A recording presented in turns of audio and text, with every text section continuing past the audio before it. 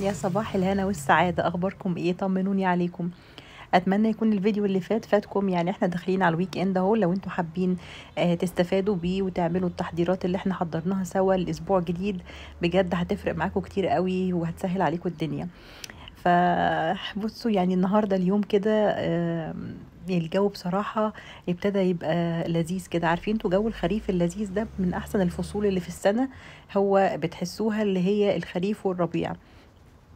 فبجد من الأجواء المفضلة اللي ممكن كمان تنجزي فيها مهام كتير قوي، وممكن تعملي حاجات كتير وترتيبات. انتوا عارفين بقى، تطلعي الشتوي وتعيني الصيفي وترتبي في البيت وتستعدي، عايزة تغيري الستاير، تنظفيها، تعملي، عارفين بقى التنظيفات العميقة بتاعتنا دي، ترتيبات بقى للدواليب.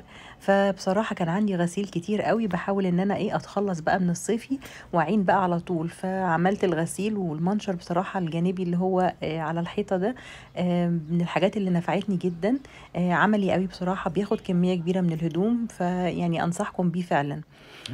طبعا كان عندي كمان دورة كده غسيل الكوتشيات، جمعتها بقى كلها والحمد لله طلعت زي الفل زي ما انتوا شايفين. بحطهم كلهم مع بعض، وفي كده برنامج معين بعمله في الغسالة علشان خاطر خاص بالحاجات دي. انا بصراحه الفتره ديت عامله صيام متقطع، فبأجل جدا الفطار. يعني مش بفطر الصبح، يعني هتلاقوني مش عامله معاكم فطار. دوبك خلصت الغسيل وطبقته وظبطت البيت كده في السريع، ونزلت على طول على السوبر ماركت. قلت بقى اجيب شويه الحاجات بتاعه الاسبوع الجديد، عشان بحب دايما الحاجه تبقى عندي كده في الفريزر.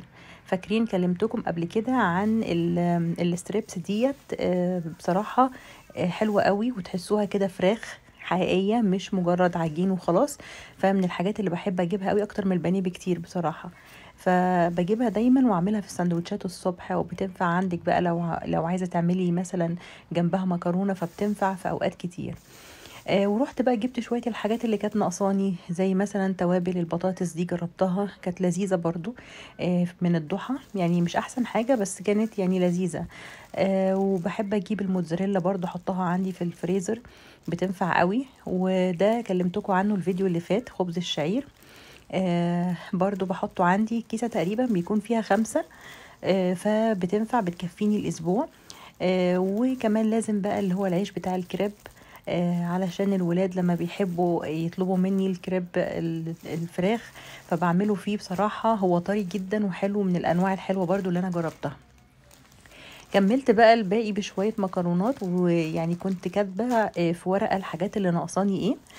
انا ما جبتش حاجات كتير المرة دي، لان الحمد لله من المرة اللي فاتت كنت وريتكم المشتريات، كان استيل عندي حاجات موجودة في دولاب المطبخ. فانا بشوف بس الحاجات اللي نقصت واحطها دايما، بحيث ان انا ما بقاش واقفة على حاجة. قسم المخللات برضو عندهم حلو قوي، جبت الزيتون والهالوبينو، الحاجات دي بقى، والزيتون الشرايح اللي بتنفع في البيتزا. فبرضو من الحاجات اللذيذة اللي عندهم هناك. فهو بصراحة يعني المكان متنوع، وأنا مش عارفة، يعني هو بيعمل عروض تقريبا كل يوم جمعة. بس أنا للأسف مش بعرف أنزل يوم الجمعة خالص، لأن يعني الولاد بيبقوا في البيت، وبيبقى في ديوتيز كتير بقى لازم نعملها ونخلصها. فصعب قوي ان انا انزل يوم الجمعة. فبروح في وسط الاسبوع عادي، او في اول الاسبوع، دايما بروح في الوقت ده. وبرضه بحس ان هو يعني اسعاره معقولة، يعني من السوبر ماركتات اللي اسعارها برضه تعتبر معقولة. البخور ده هناك من الحاجات اللي عجبتني قوي. انا بقالي فترة بدور على نوع بخور كويس، بس مشكلته ان العيدان بتاعته رفيعة. انا كنت بجيب نوع العيدان بتاعته تخينة شوية، وبصراحة كان رائع. يعني ان شاء الله هوريهولكم، انا بدور عليه هوريهولكم. يعني سألت عليه عنده هناك فهو قال لي خلصان. فاول ما يوصل هجيبه واوريكم. النوع ده بجد ارشحه ليكم جدا، لانه ممتاز، بيقعد وقت طويل، وريحته حلوة جدا، بيغير فعلا جو البيت. دخلت بقى بعد ما عينت كل حاجة، قلت بقى كنت حابة النهاردة اعمل لهم اكلة كده زي اكلة العزومات، وتنفع برضو لو انتي عايزة تعملي عندك عزومة حد هيجيلك. بصراحة هي اكلة شيك كده وحلوة. يعني الطبق بيتقدم كلها في طبق واحد، وجبة متكاملة. فمش بتحتاجي بقى ان انت توسخي معاها اطباق كتير، او تحطي بقى مقبلات جنبها.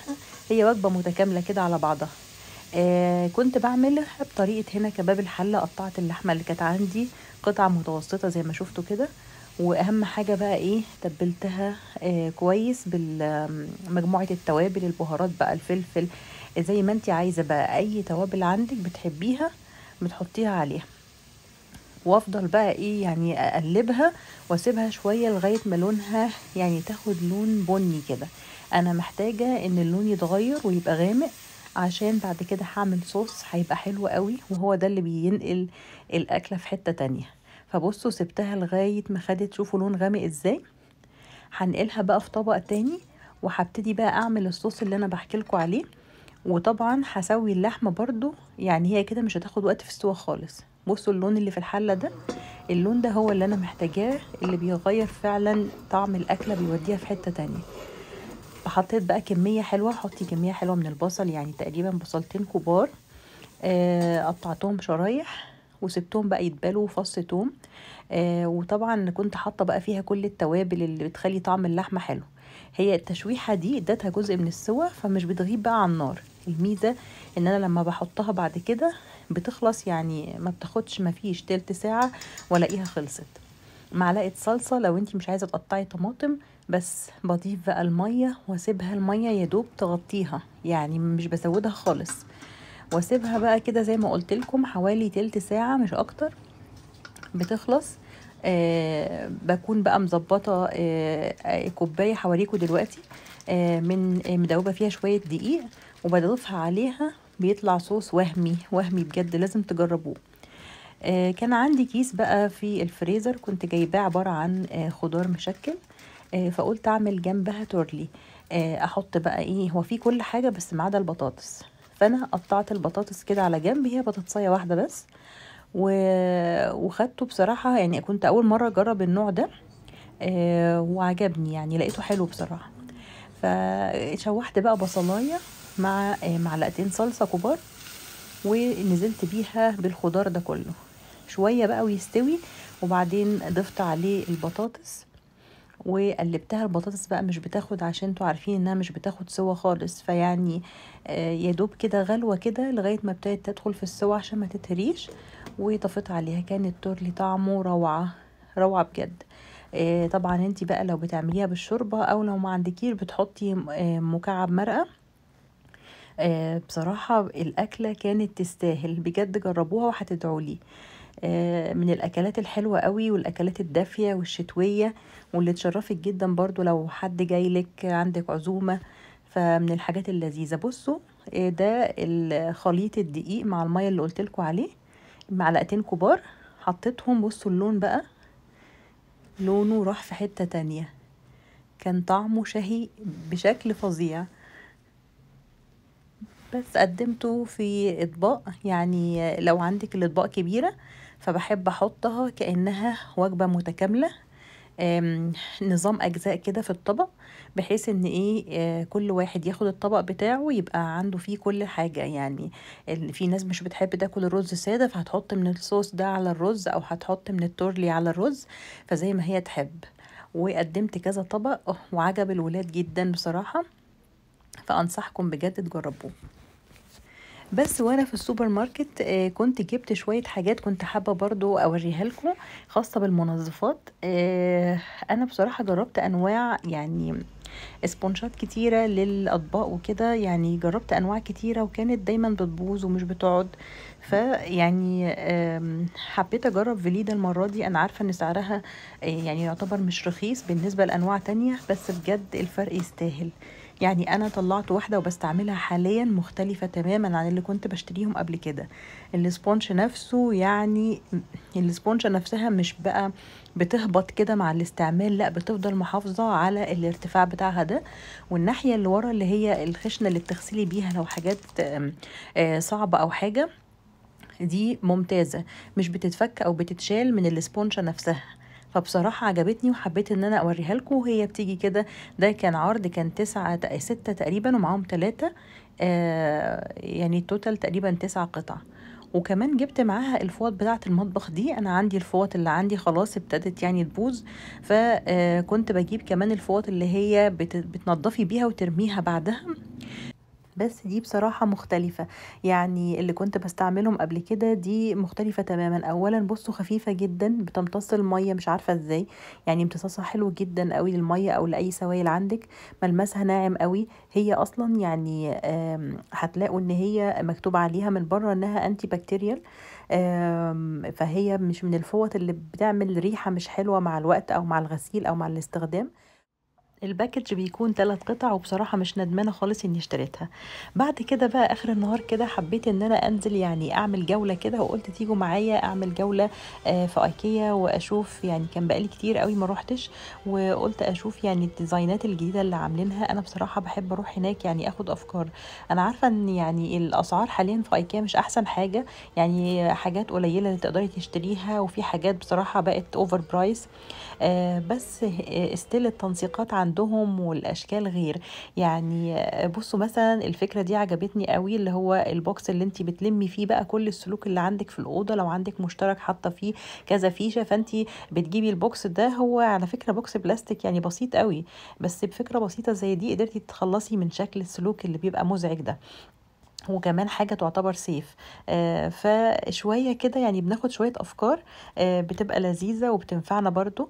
وفي حاجات طبعًا لقيتها still موجودة عندي، زي مثلًا اللي أنتم شايفينها دي، أنا already اشتريتها ووريتها لكم فيديو مشتريات فات، من الحاجات العملية أوي. يعني أنا حطيت عندي منها في الطرقة بتاعة البيت، وحطيت عندي في مدخل باب الشقة.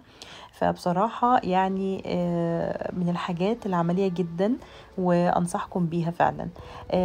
وأنا هناك بُصّوا الcushions دي كانت نازلة جديد عندهم، مش عارفة قولوا لي رأيكم إيه، هل تنفع عندي على الرُكنة؟ عندي لونها grey، مش عارفة تنفع معاها والّا لأ. وكنت حبيت أوريكم دي الترابيزة بتاعتي، عملت لكم عنها فيديو منفصل، هي still موجودة في IKEA هناك، اللي هي السفرة السحرية اللي بتقدري إن أنتِ تفتحيها وتكبر معاكِ في المساحة لو عندِك ناس كتير. فمن الحاجات العملية ولسه موجودة عندي لحد دلوقتي، وما شاء الله يعني من الحاجات الممتازة يعني اللي أنصح بيها أي حد إن هو يشتريها. في حاجات ينفع نجيبها، وفي حاجات بصراحة باحس إنها لأ، يعني أنواع الخشب وكده ما بيبقاش هو أحسن حاجة، الquality بتاعة الخشب مش بتكون أحسن حاجة، لكن في حاجات تقدري تجيبيها من هناك. ودي بقى يعني حاجات بتكتسبيها بقى بالخبرة لما بتكوني بتروحي المكان كتير، أو إن أنتِ جربتِ كذا حاجة من عندهم وعرفتِ. برضه عجبني التنسيقات اللي موجودة هنا، ده يعتبر زي مكان كده للخزين. فمحطوط فيه بقى بصوا كل الحاجات بتاعة المطبخ، حتى كمان باسكت الغسيل ده كان نازل برضو جديد عندهم. اللي عجبني فيه ان هو قابل للطي قوي، والماتيريال بتاعته خفيفة وطرية جدا. فلو حد منكم جربه يا ريت يقول لي. وبس كده حلوين، وصلنا لاخر الفيديو. اتمنى منكم لو وصلتوا معايا لحد هنا لايك وسبسكرايب للقناة، واشوفكم ان شاء الله في فيديو جديد.